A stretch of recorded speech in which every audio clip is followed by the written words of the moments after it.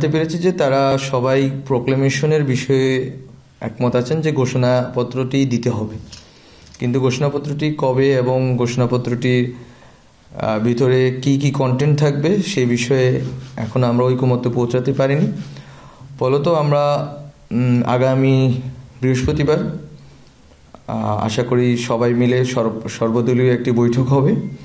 বৈঠকের স্থান এখন নির্ধারিত হয়নি, কিন্তু বৈঠকটি হবে এবং যাদের সাথে আমাদের যোগাযোগ হয়েছে ইতিমধ্যে রাজনৈতিক দল এবং বিভিন্ন পক্ষ, তাদের অলরেডি আমরা বলেছি বা তাদের কাছ থেকে এক ধরনের বক্তব্য পেয়েছি যে এইভাবে করা সম্ভব, এবং আশা করি আগামী পরশু বৃহস্পতিবার এই বৈঠকের ভিতর দিয়ে একটা ঐকমত্যের ভিত্তিতে একটি দলিল প্রণীত হবে এবং সেদিনেই আমরা কবে ঘোষণাপত্রটি জারি করব এবং সরকার কিভাবে ঘোষণাপত্রটি জারি করার ক্ষেত্রে ভূমিকা রাখবে তা স্পষ্ট হবে। এটাই হচ্ছে আমার দিক থেকে আজকে বক্তব্য, এবং আশা করি যে বাংলাদেশের জনগণ এবং ছাত্রদের নেতৃত্বে যে গণ অভ্যুত্থান পরিচালনা করেছে সেই গণ অভ্যুত্থানের একটি প্রেক্ষাপট এবং গণ অভ্যুত্থানের যেই প্রত্যাশা তা এই ঘোষণাপত্রটিতে প্রতিফলিত হবে, এবং সকল রাজনৈতিক দল এবং পক্ষের মতামত নিয়ে ঐকমত্যের ভিত্তিতে এই ঘোষণাপত্রটি প্রচারিত এবং ঘোষিত হবে। আছে ওই খসড়াটি আমরা ফর্মালি আমরা বলিনি কারোর সাথে, কিন্তু ইনফর্মালি আমরা অনেকগুলো গ্রুপের সাথে কথা বলেছি, যেমন টিচার্স সংগঠনগুলোর সাথে কথা বলেছি, বিএনপির কাছে, জামাতের কাছে, তারপর হচ্ছে গণসংহতি, গণ অধিকার, বিশেষ করে গণসংহতির থ্রুতে আমরা গণতন্ত্র মঞ্চের কাছে পাঠিয়েছি, ইসলামী আন্দোলন বাংলাদেশ এবং এরকম কয়েকটি পক্ষের কাছে পৌঁছাইছি, এবং এটা গত 3-4 দিন আগে ওনাদের কাছে পৌঁছানো হয়েছিল। ওনাদের মন্তব্য পেয়েছি, কিন্তু ওনাদের মন্তব্যের জায়গাটা যদি সংশ্লেষণ করা হয় সেটা হচ্ছে এই জায়গায় যে ওনারা ঘোষণাপত্রটি অধিকাংশ ক্লজেই ওনারা একমত, কয়েকটা ক্লজে ওনাদের দ্বিমত আছে। এই দ্বিমতগুলো ওনারা ওনাদের পার্টির ইন্টারনাল ফোরামে এবং এক্সটার্নাল বিভিন্ন বিশেষজ্ঞদের সাথে কথা বলে এটা নিশ্চিত হতে চাচ্ছেন, এবং ওনারা নিজেরাও কিছু প্রস্তাব দিতে চাচ্ছেন। ফলত আমরা মনে করি একটা সর্বদলীয় একটি বৈঠকের ভিতর দিয়ে এটা হইলে এবং ছাত্ররা যদি সম্মতি দেয় এবং ঐক্যবদ্ধভাবে এটা যদি করা যায় তাহলে এটা জাতীয় ঐক্য ধরে রাখা যাবে এবং এই ঘোষণাপত্রটি মনে করি ফলপ্রসূ হবে। দ্বিমত তো বেসিক্যালি দ্বিমতের ইস্যুগুলো তো তারা এখনও তাদের এক্সপার্টদের সাথে কথা বলছেন যে কোন কোন বিষয়গুলোতে তাদের দ্বিমত থাকতে পারে, কিন্তু আমরা আসলে এখনও ক্লিয়ার না তাদের দ্বিমতের জায়গাগুলো কি হতে পারে, সেটা আলোচনা সাপেক্ষে আমরা জানতে পারবো। গত তিনটি নির্বাচনে বলতে 18 সালে ইলেকশনে তারপরেও একটি বিষয় আছে যে রাজনৈতিক দলগুলো অংশগ্রহণ করেছিল এবং প্রতারিত হয়েছে।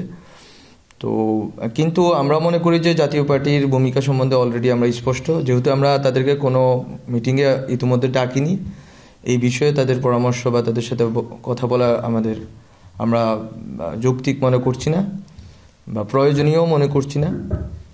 আর বাম দলগুলোর ভিতরে তো অনেক দল আছে, বামপন্থী সংগঠনগুলো আছে অনেক, কিন্তু যে সংগঠনগুলো গণ অভ্যুত্থানের সাথে সহযোগী ছিল এবং অংশগ্রহণ করেছেন ওনাদের সাথে অবশ্যই কথা হবে।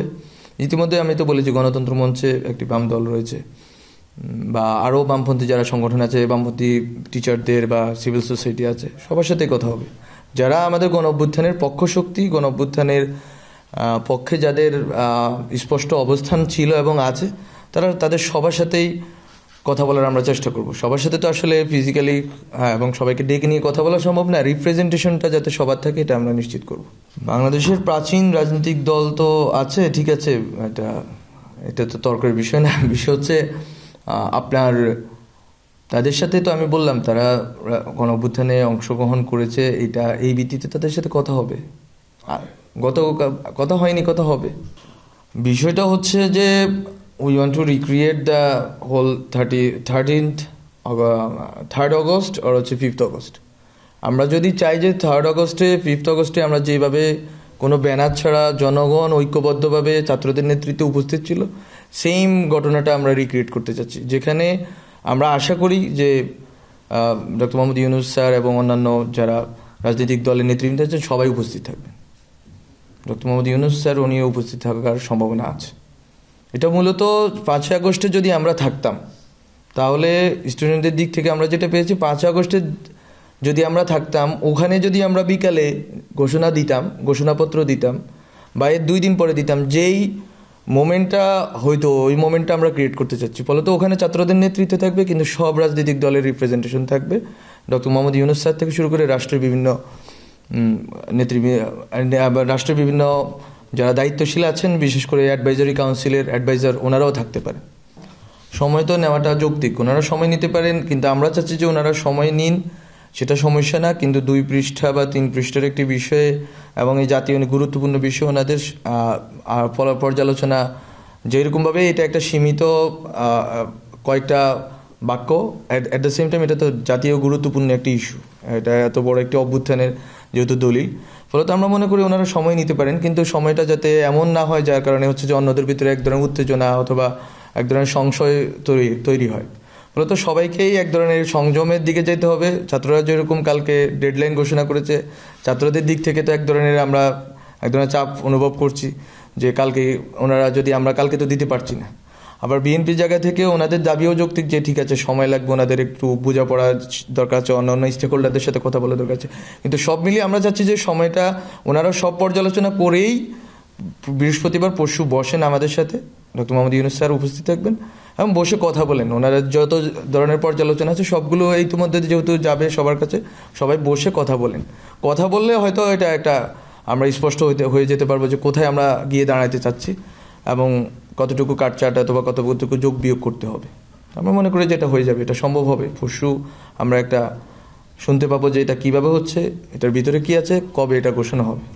সরকারের দিক থেকে একটি পর্যালোচনা আছে যে এই ঘোষণাপত্র অবলম্বনে সরকার একটি আইনি লিগাল ডকুমেন্ট প্রস্তুত করার একটা পর্যালোচনা আছে। সরকার ভিতরে পর্যালোচনা চলছে যে এই ডকুমেন্টকে, প্রক্লেমেশনকে ধরে আমরা একটা লিগাল ডকুমেন্ট প্রস্তুত করব আমাদের গভর্নমেন্টের ন্যায্যতা এবং সবকিছু মিলে। এটা অনেক আগে হওয়ার কথা ছিল, কিন্তু আমরা জনগণ থেকে আসার আগে আমরা করতে পারছি না। এটা আমরা মনে করি যেটা জনগণ থেকে আগে আসুক, সবাই মিলে যেটা প্রক্লেমেশন হবে সেটা সূত্র ধরে আমরা করব। আর সংবিধানে অন্তর্ভুক্তির বিষয়টা অবশ্যই গণপরিষদ এবং পরবর্তী সংবিধান সংশোধনী থেকে শুরু করে সবকিছুর উপর নির্ভর করবে। এবং যারা এই দায়িত্ব পাবেন, আমরা যদি এই দায়িত্ব পাই, জনগণ যদি আমাদের এই দায়িত্ব দেয়, তাহলে আমরা এটা করব। আর যদি পরবর্তী যারা দায়িত্ব আসবেন তাদের কাছে তো এটা বাইন্ডিং থাকবে বলে আমরা মনে করি। কারণ আমরা মনে করি আগামী নির্বাচনে যারাই জিতবেন না কেন, তারা অবশ্যই গণ অভ্যুত্থানের শক্তি হবেন এবং তারা এই প্রক্লেমেশনকে ধারণ করেই জনগণের কাছে যাবেন, জনগণ থেকে নির্বাচিত হবেন।